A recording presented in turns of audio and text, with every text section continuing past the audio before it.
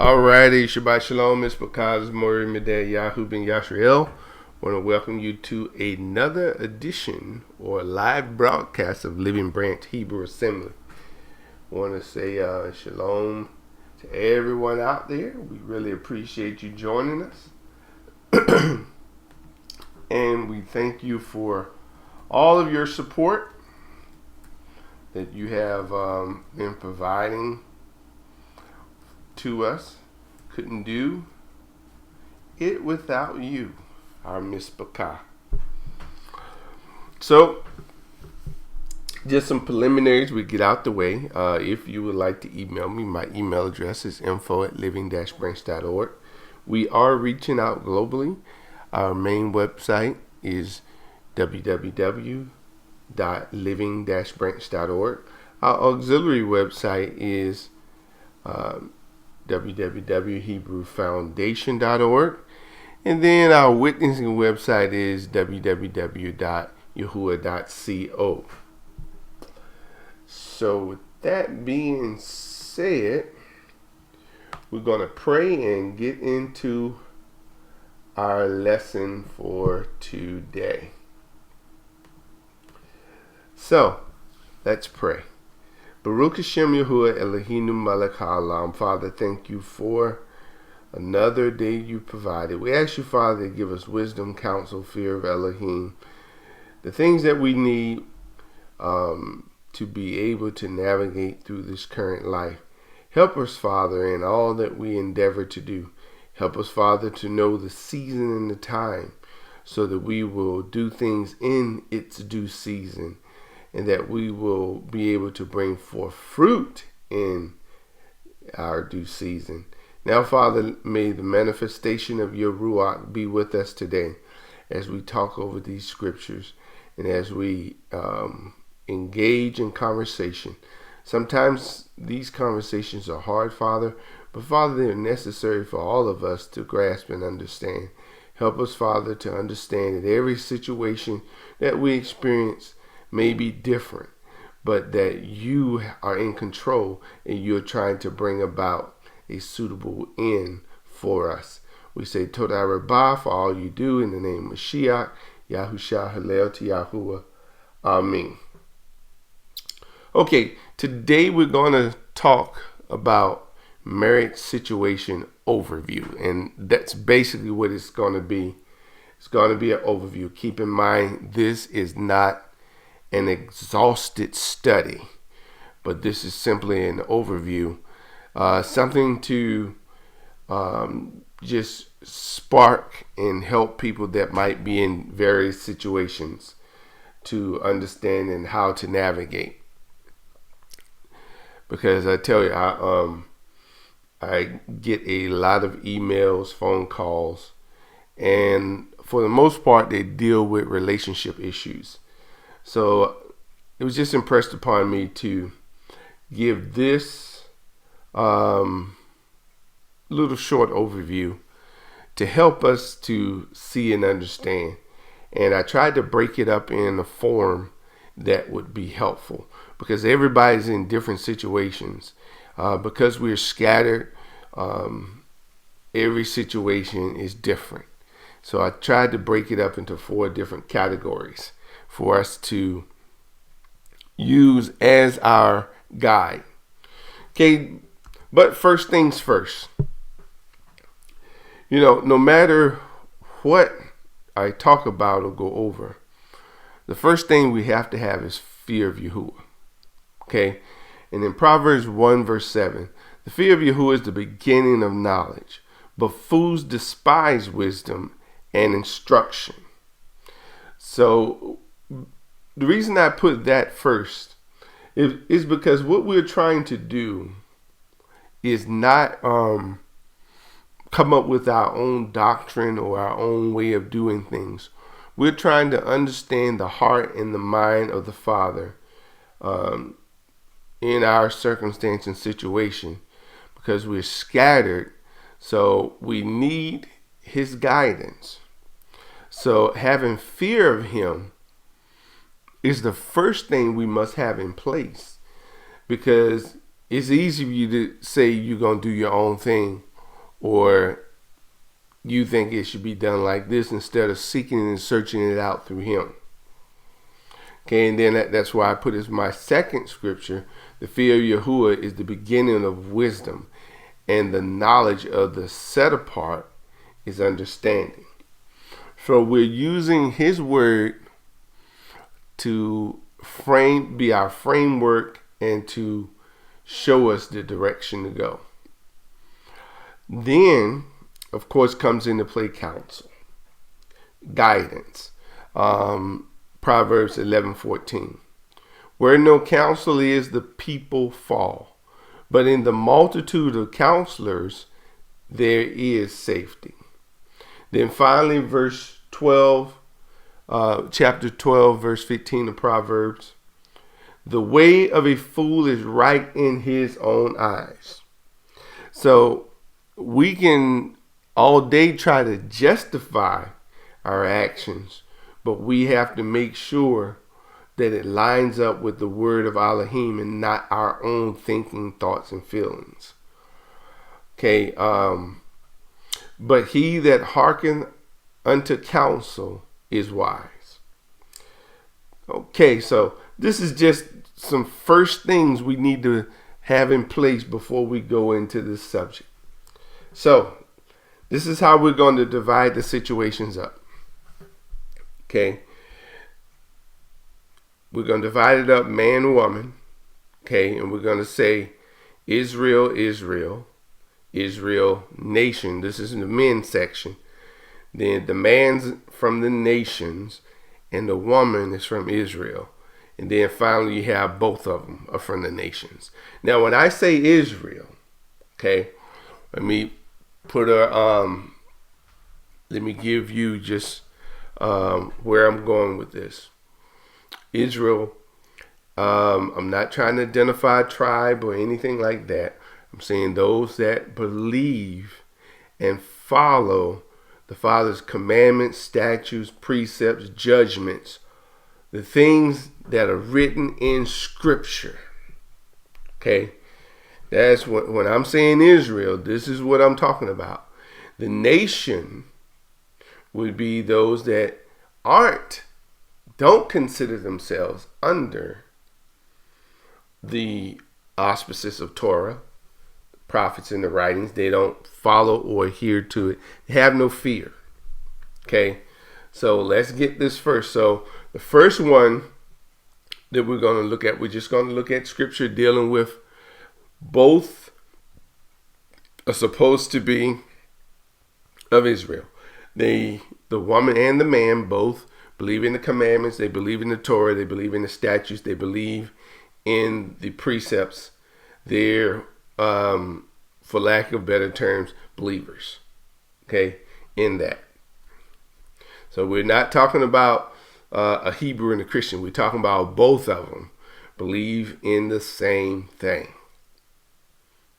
The same commandments, the same statutes. So this is how I'm terming this, because that's how I have to frame it, because when we get down to the nitty gritty, who was Torah written for? Who did he give it to? He gave it to Israel. Okay. Now they had rules and regulations for strangers and for goyim that were among them and what they were required to do. But the Torah was given to Israel. So let's look at a couple things. Now, probably the big thing that people deal with in Israel and Israel is divorce. Talking on those things. Now, I'm just reading you a couple of scriptures dealing with Israel, and then we'll continue to move on. It says, and they shall not take a wife that is a whore, profane, neither shall they take a wife put away from her husband. So we'll talk about this put away here. For he is set apart unto Elohim. Now, who was this talking about? Now, if you go back, this is in Leviticus chapter 21, verse 7. This right here is talking about the Levites, the priests. They could not just take anybody. Okay, they couldn't take any woman that was a whore, profane, or even a divorced woman, a woman that was put away. She had to be a virgin. Okay, that was the priest. Okay, now just to show you, Leviticus 21 verse 14, a widow. Now we all know a widow is a woman whose husband has died. A divorced woman, again, that we'll talk about that here in a minute, or profane or harlot, these shall he not take, but he shall take a virgin of his own people to wife. Okay, now still dealing with the Levites, the priest. In Leviticus 22 verse 13. But if the priest's daughter be a widow or divorced, and have no children, and is returned unto her father's house, as in her youth, she shall eat of her father's meat, but there shall no stranger eat thereof. So, talks about here, they translated divorced. Okay, now, when we get to Numbers 30, verse 29, if the woman was in her father's house or in her husband's house, he could nullify her vow. But if a woman was a widow, or if she was divorced, they used divorce, then she was considered to have to give an account for her own soul, for the vow she made. So that's Numbers 30 verse 9. But every vow of a widow and of her that is divorced, wherewith they have bound their soul, shall stand against her. Now, the word there that's used for divorce and the word we identified earlier was garesh, means to drive out from a possession. Okay, basically it's saying to divorce. Now, it doesn't really get into the remarry stuff here. This is just to show, even before Deuteronomy 24, that there were issues where the woman was driven out for whatever cause. Now, when we get over to 24, Deuteronomy 24:1, I do more of an extensive, you can find it back in some of my YouTube lessons where I talk about what is this uncleanness. So hopefully we don't find ourselves in a situation where we're faced with this, but in today's society, anything can happen. So we'll just read over it. We won't go into a teaching on this. Deuteronomy 24 verse 1. When a man has taken a wife and married her, and it came to pass that she find no favor in his eyes, because he has found some uncleanness in her, then let him write her a bill of divorce, and give it in her hand, and send her out of his house. And when she is departed out of his house, she may go and be another man's wife. And if the latter husband hate her, and write her a bill of divorcement, give it in her hand, and send her out of his house, or if the latter husband die, which take her to be his wife, her former husband, which sent her away, may not take her again to be his wife after that she is defiled. For that is an abomination before Yahuwah, and thou shalt not cause the land to sin, which Yahuwah thy Elohim giveth thee for an inheritance. Okay, now here's another situation that you can have that deals with Israel as far as marriage. Okay, now it doesn't state here whether the brother is married or single. Okay, in the eyes of the Father, when you're looking at this, since he doesn't specifically say whether he's married or single, we have to just take it for what it's worth. So the man could be married or he could be single.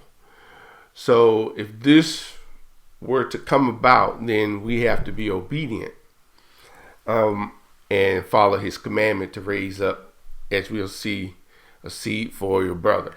Okay, so this is Deuteronomy 25 verse 5. If brethren dwell together and one of them die, and have no children, the wife of the dead shall not marry without unto a stranger. Now, some translations you will see where it says that she should not marry in another family. Her husband's brother shall go in unto her and take her to him to wife, and perform the duty of an husband's brother unto her. So you see there, it's a duty. It doesn't specify whether the brother is married or single, and we know this particular law that the Father's written. You will see it enacted in one of the sons of Yehuda or Judah, when he spilled the seed on the ground instead of raising up a child for his brother.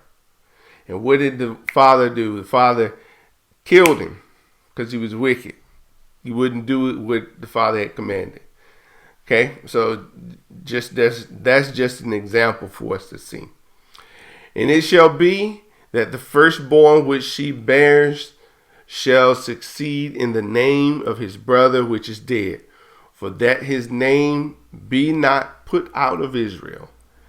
And if the man like not to take his brother's wife, then let his brother's wife go to the gate unto the elders, the king, and say, my husband's brother refused to raise up unto his brother a name in Israel, and he will not perform the duty of my husband's brother. Then the elders of his city shall call him and speak unto him. And if he stand to it and say, I like not to take her, then shall his brother's wife come unto him in the presence of the elder, and loose his shoes off his feet, spit in his face, and answer and say, so shall it be done unto that man that will not build up his brother's house. And his name shall be called in Israel the house of him that has his shoe loosed. So, do you see here? This does not. The status of the brother really is not the concern.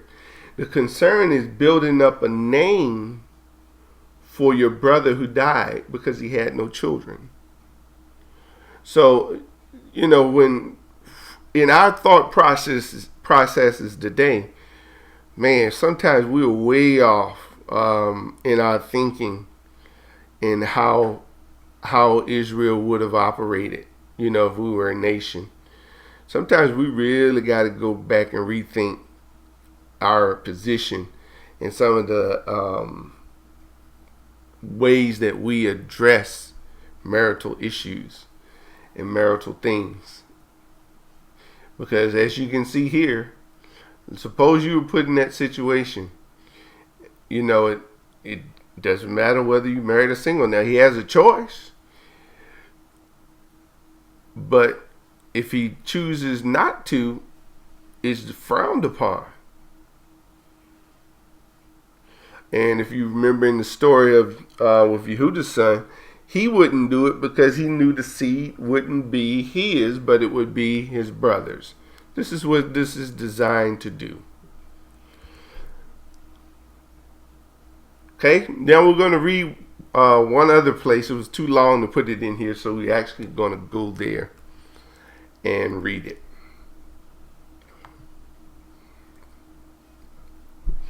So we'll look here, and this is just for reference, because sometimes things can happen and you not even have a clue what's going on.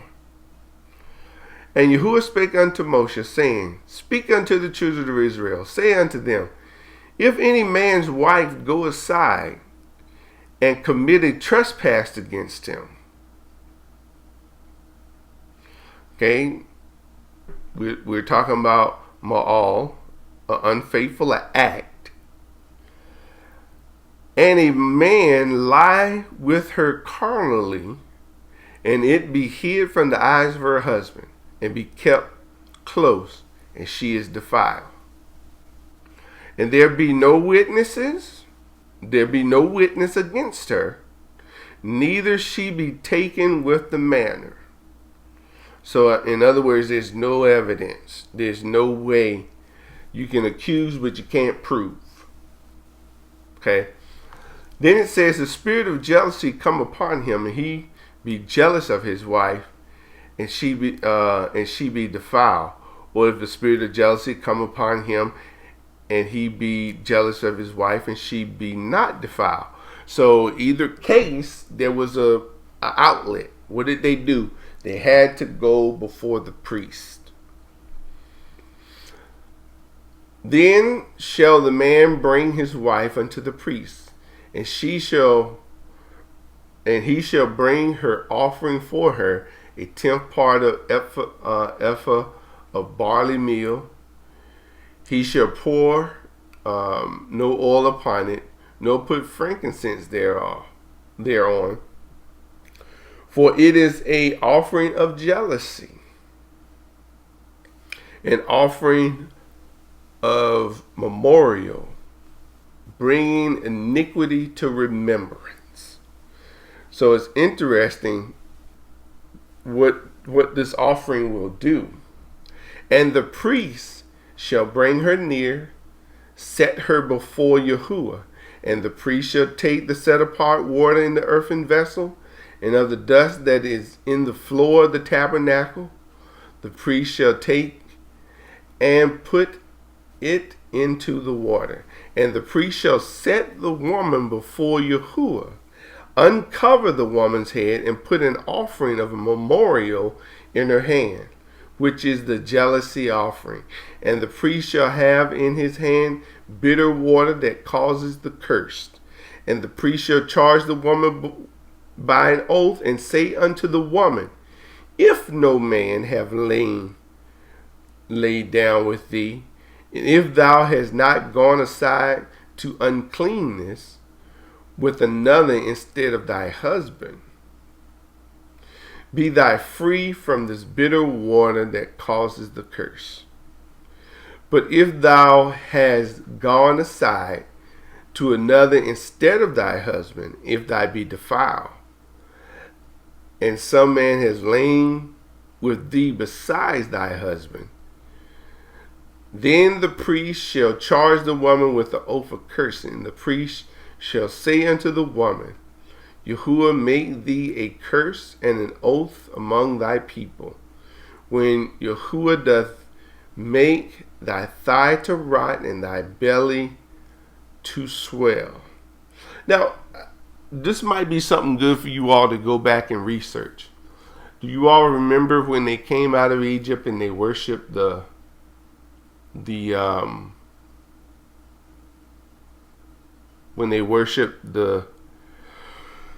golden calf? What did Moshe do? He ground up the calf and he caused them to drink it. Just so interesting that, because they had went aside so quickly from Yahuwah after they've been given the commandments. And this water shall cause the curse. This water that causes the curse shall go into thy bowels and make thy belly to swell and thy thigh to rot. And the woman shall say, Amen, Amen.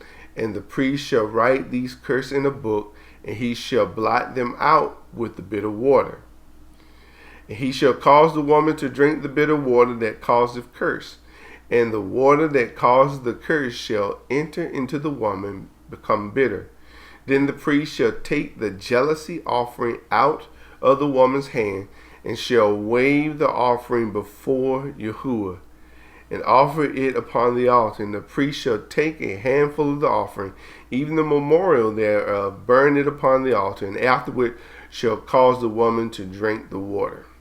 And when he has made her to drink the water, then it shall come to pass that if she is defiled and has done trespass against her husband, that the water that causes the curse shall enter into her and become bitter, and her belly shall swell, and her thigh shall rot, and the woman shall be a curse among her people.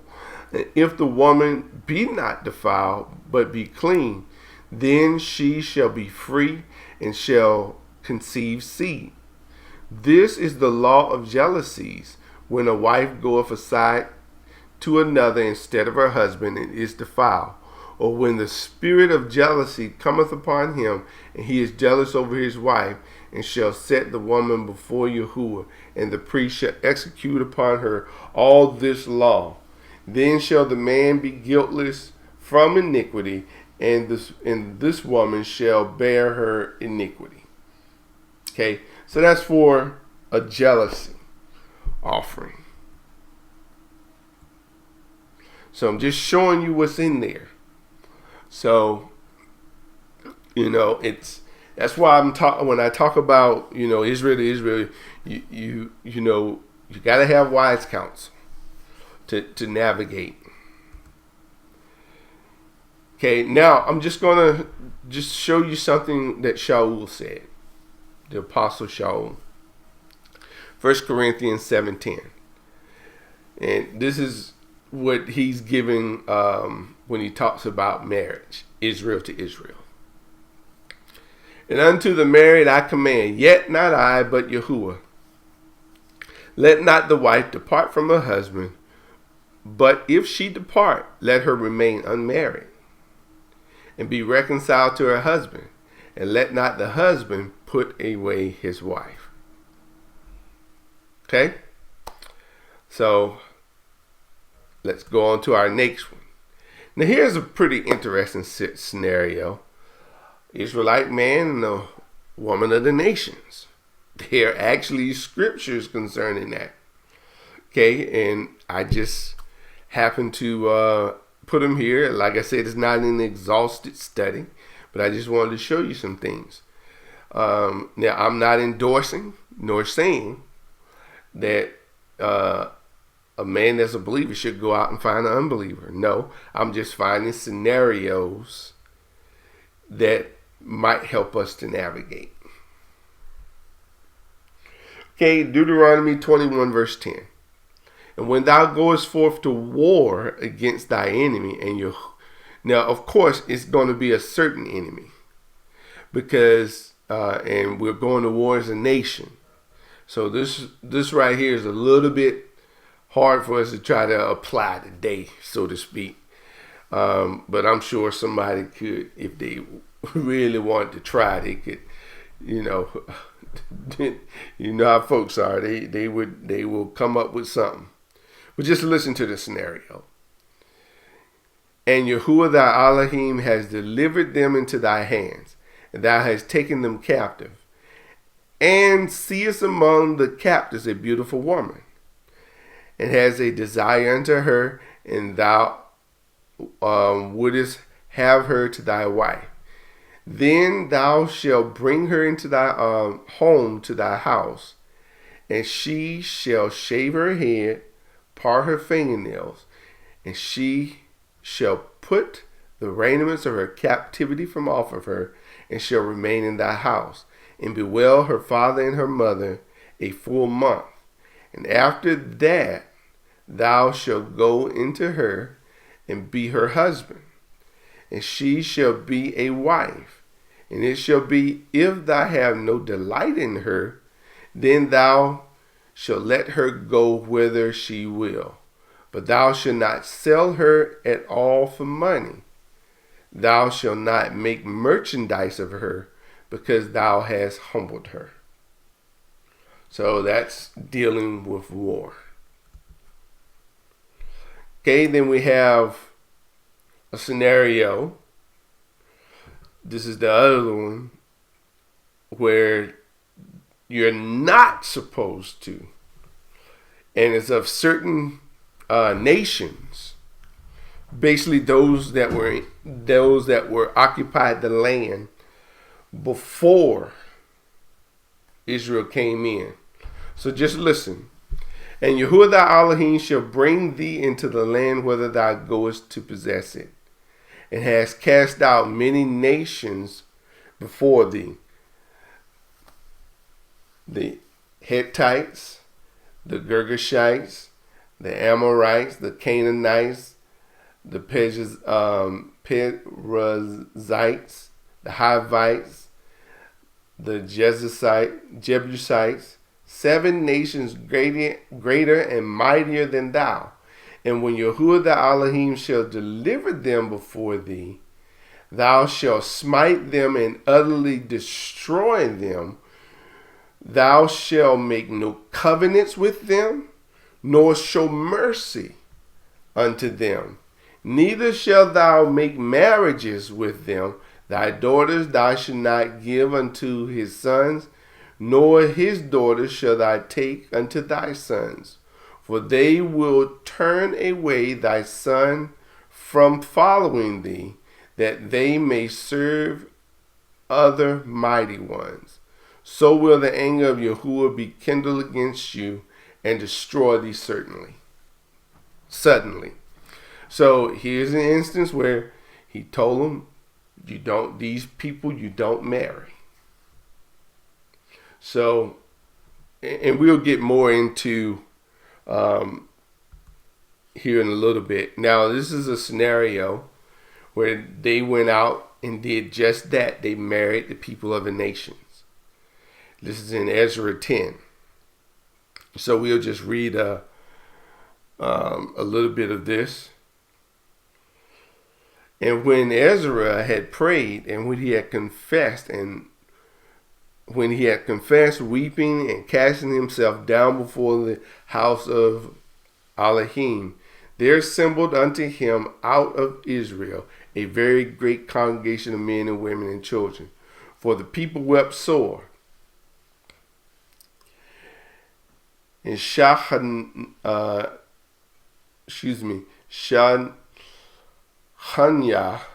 the son of Yahuel, one of the sons of Heam, answered and said unto Ezra, We have trespassed against our Elohim, and have taken strange wives of the people of the land.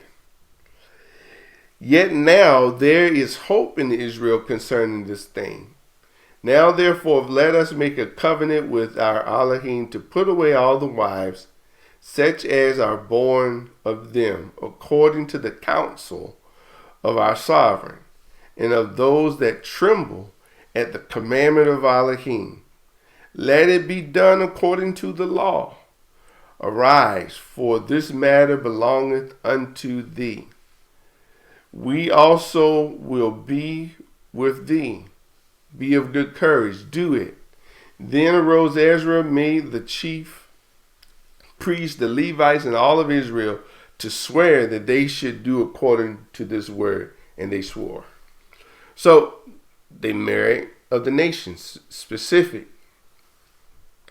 Now, because remember, not every place that they went did they totally annihilate the people. There were some that they took captive.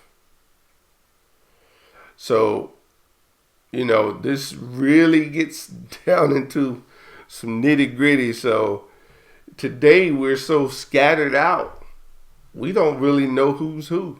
All we can really base it on is, who has a belief in Torah, who's following his judgments, his commandments, his precepts, and walking it according as he says. That's the distinguishing factor, because when you do DNA, it's going to be a mixture in there. Okay? So let's see what Shaul says. Now keep in mind, the Torah was designed or instruction for Israel as a nation. So unless you're in those specific scenarios, it makes it hard to say, okay, this is what we do. Because what was Torah designed for? It was designed for Israel as a nation. So let's go to 1 Corinthians 7, verse 12.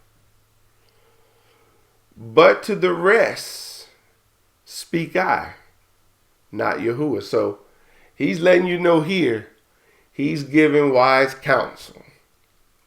That this is not the Father speaking, but this is him speaking. Okay, and I want you to notice how he's dividing it. He's dividing it believer and unbeliever. So, and that's kind of the take that Israel, those that believe and follow the Torah, his judgments, his precepts, his statutes, the commandments. The nations, they follow their own laws. If any brother has a wife that believe not, and if she be pleased to dwell with him, let him not put her away. So what he's saying here, she's not a believer, but she's not going to be a hindrance to you following. She wants to stay with you, and who knows, her desire changes where she wants to keep these commandments, these statutes, and these judgments.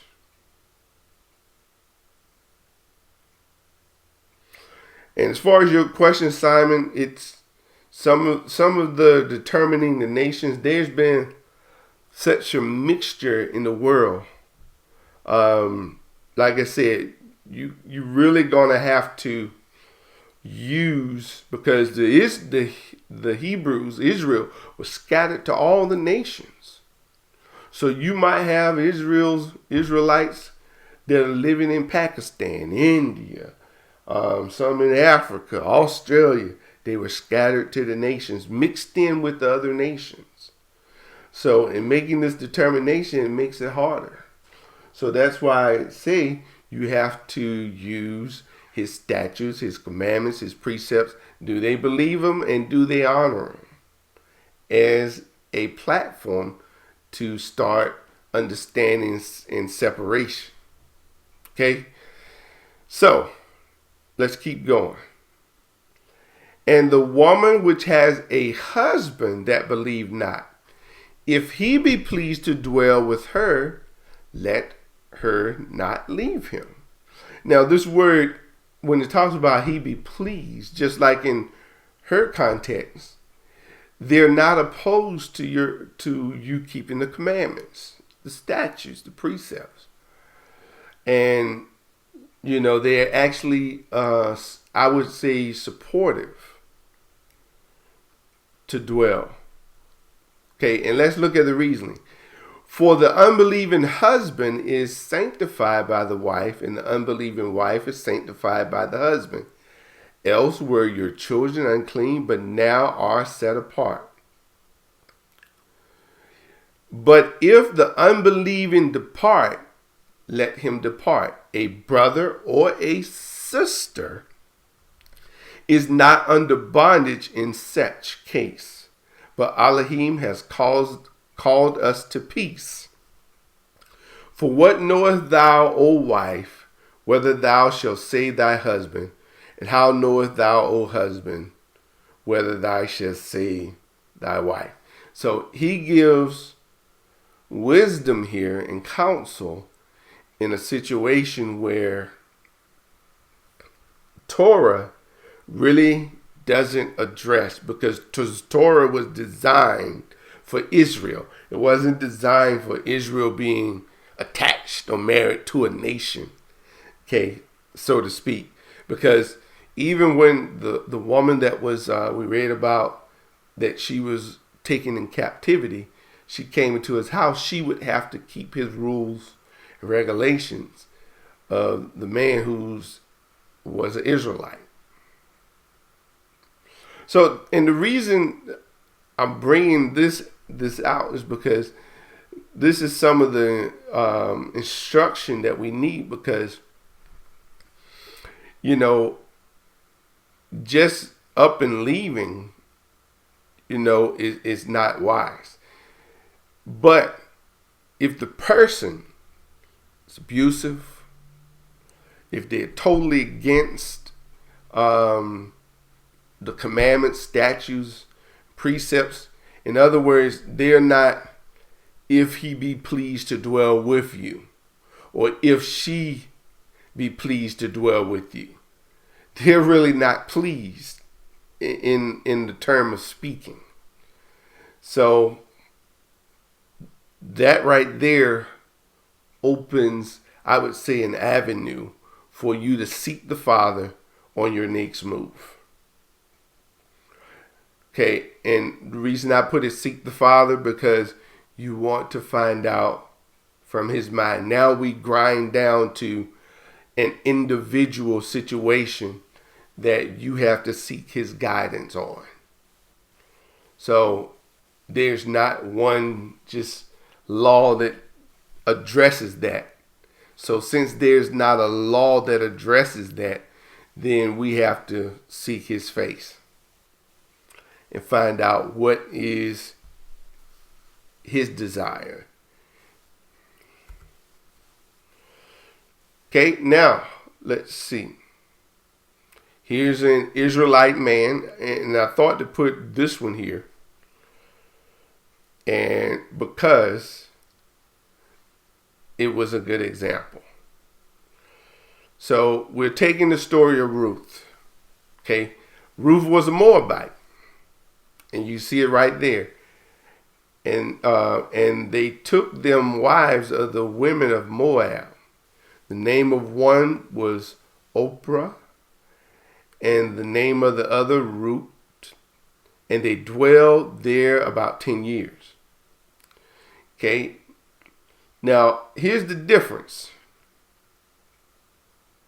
Now this is Ruth when her husband dies, and Naomi, her mother-in-law, is going back.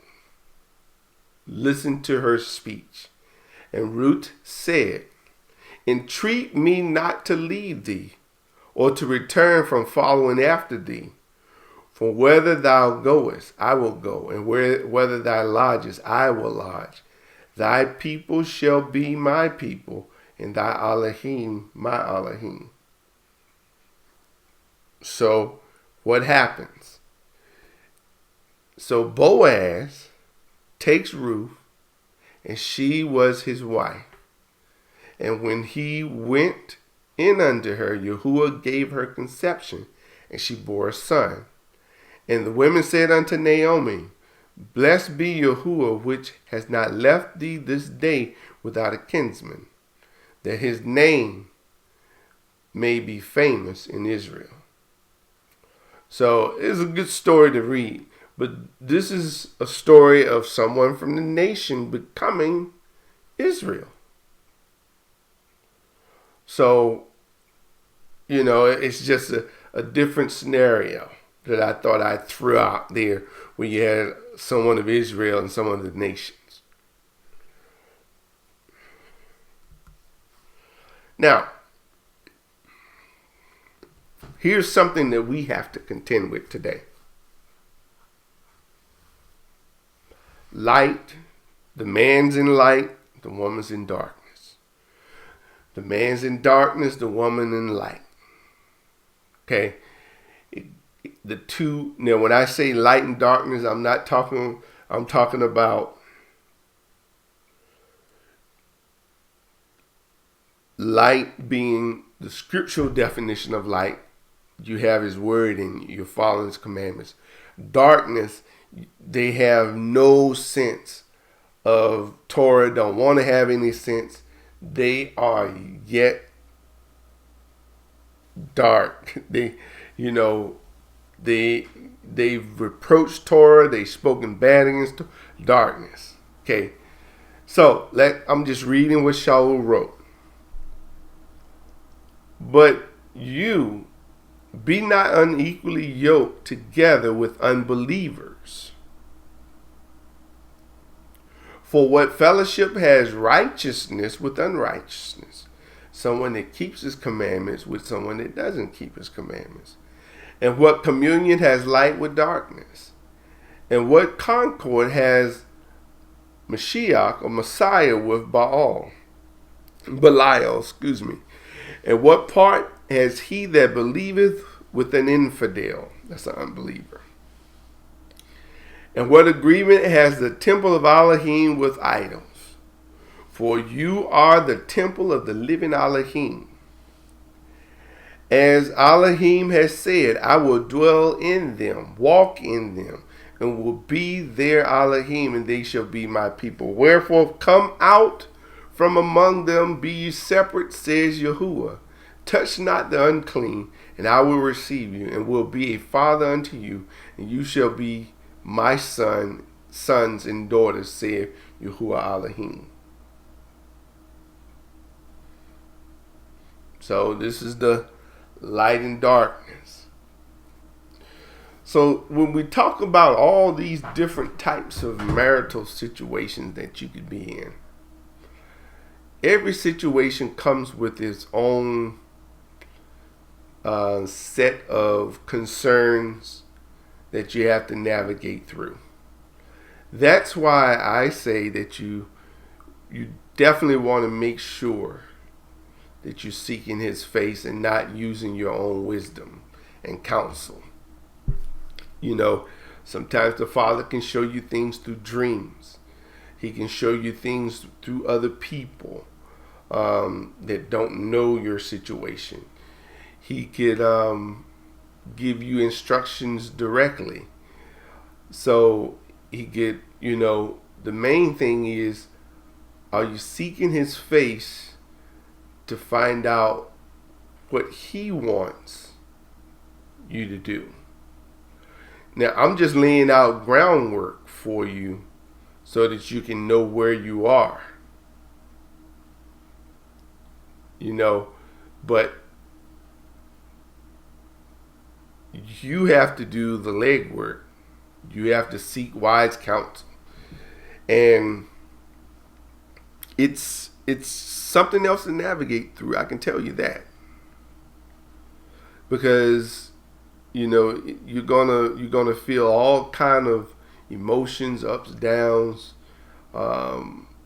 good, bad, all that good stuff. It's all up in there. So praying and staying before him and seeking his face is a definite in these situations. So what can I say about nation to nation? They're governed by the laws of the land. Ain't nothing I can do for them except tell them you need to follow his commandments. So, and the reason I do this is because I talk to a lot of people, and my heart goes out for some of the situations that I hear about.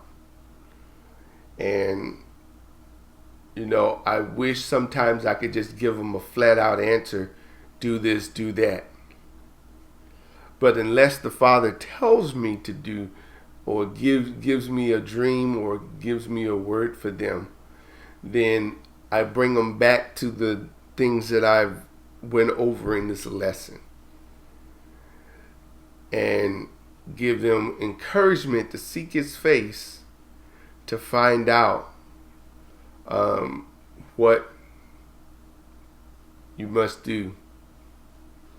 And I speak this out of wisdom. And when I say out of wisdom, when you've walked through it before, you kind of understand what you must do and how he shows you and how he deals with you.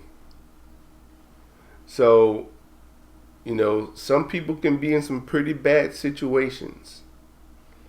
Now, if it's a believer and an unbeliever and there's abuse, and even if it's a believer and a believer and there's abuse there, physical abuse, you need to when I say remove yourself from the abuse and find out, start seeking his face, on what to do. Because you definitely don't want to stay there in the abuse. And sometimes people go from the frying pan and jump in the fire. So be careful, because I've seen situations where another will swoop in, and whether it's male or female, make themselves present themselves as a good package, and you think, oh, this is the Father speaking. Next thing you know, you were in the frying pan, but you jumped into the fire. Because sometimes situations can blind us about what's ahead. So that's why I'm saying, just get yourself to a place where you can, have a little peace and seek his face for your next action. Don't just, just take it. Seek his face. Because you don't know what the Father might be working. What he's ready to show you. And it's a difficult path, Ms. Baka. It's a difficult path to walk on. But I just encourage those that might be going through circumstances and situations to seek his face, because that's where your answer lies. It lies with him. And we're getting to a time now, Ms. Baka, where it's, your focus really with the times at hand is, hey, the kingdom is right here. You can see things starting to unfold before you, and it's like, wow. So, if you have questions, email me. I'll do my best to try to answer, to try to help. My thing is, I just hate to, I wish that I could just give you a bona fide answer. Oh, just leave her, just leave him. But I can't do that, because my thing is, let's find the heart of the Father. What is he showing us? What is he telling us? Because if we stay lined up with him, we can stay in his blessing, even in our hardships. So take this lesson to heart. Know that my prayers are with you, and that my heart goes out. But even more than that, I want you to be in his will. I want you to be seeking his face, because he'll show you. Oh yes, he will show you. So let's just pray for understanding, because all this knowledge is said, in all thy getting, get what? Get an understanding. Father, in the name of Mashiach Yahushua, I pray for all of my Mishpachah out there, Father, that might be experiencing different scenarios in marital situations. I ask you, Father, to give them wisdom. I ask you to help them to navigate. I ask you, Father, to put them in a place of peace, of shalom, where they can hear your voice and know that you are speaking to them. Father, our desire is to fulfill your will. We're scattered to the four corners of the earth. And Father, we're trying to hold on to every thread of Torah because our life depends on it. And we just ask you, Father, to help us to continue to hold on and to continue to have hope in a world where there is no hope. And some of my misbekah, Father, in situations where there seem like that there's no hope. But I pray, Father, that the hope of the word of Elohim would rest in their hearts, build their faith, so that they, Father, will see that you have an expected end. Now move on their behalf. Give them wisdom, knowledge, the counsel, the fear of Elohim, so that they can be prepared for the day of judgment. So that we can hear those words, well done, thy good and faithful servant. Father, I thank you for all of those that have supported. And I ask you, Father, whether they support it by donations or whether they support in prayer, whatever role, I pray, Father, that you let your face shine upon them for their support, because it wouldn't be possible. We wouldn't even be able to do these broadcasts without them. Todah Rabbi, Father, for all you do, in the name of Shiach Yahusha. Hallel to Yahuwah. Amen. All right, Miss Bakai, as I said, time is moving. Before you know it, Passover is going to be here. We're going to be back into the feast days. So, encourage you, if you have children, grandchildren, start getting ready. Get them books that are going to promote the commandments, that are going to promote the Passover story. It's teaching and training for our children. If you haven't already, request your bookmarkers. You can go to www.bm.hebrewfoundation.org. This is the new look of our bookmarkers. Our next undertaking will be to make our website, yahuwah.co, more friendly, so people can navigate through. So that's going to be an undertaking that we'll take on over the next couple of months. Okay, if you would like to support us, you can send it in by mail, PayPal, or you can use our online giving tool. And here's what the online giving tool looks like. You can use credit cards, debit cards, savings, checkers account, all that good stuff. More than your monetary giving, please continue to keep us in prayer, so we will continue to strive to do the Father's will. So I hope Marriage Situation Overview has been helpful. Like I said, it's not an exhaustive study, but it's simply meant to help. And it's simply meant to be a guiding light. Because, I've seen so many different scenarios that I'm like, wow, okay, so we're just working to help our people to see and to understand. Okay, so someone asks, can we post the calendar? We'll be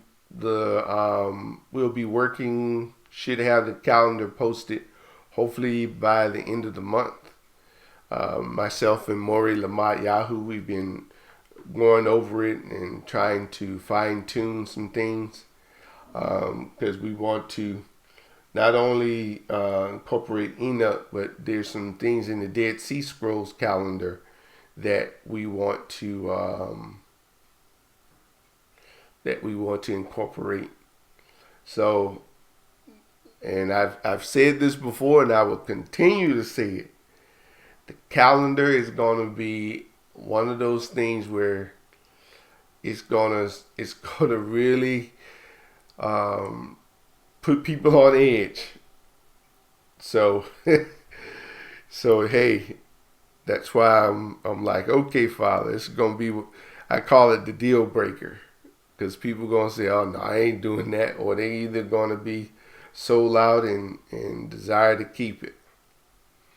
So we'll be doing that, and once we have it, I'll be posting it on the Yahuwah, on living-branch.org. So it's so good to see so many of you out there. We just say, hey, Shabbat Shalom. We got people all over Texas, UK, Australia. Who else is out there? Florida. We got people everywhere, and there's probably plenty that I don't see that haven't commented. Canada. So we say Toda Rabbah for all of your prayers and for listening in. So this is Moreh Medad Yahoo. Make sure you join us this evening at 4 p.m. at Moreh Lamar Yahoo's The Path to Yahuwah. We'll be having a live lesson there. So make sure you tune in. We'll look forward to fellowshipping with you again there. So hey, make this the best Shabbat ever. And somebody said Louisiana, don't want to leave nobody out. So hey, this is Moreh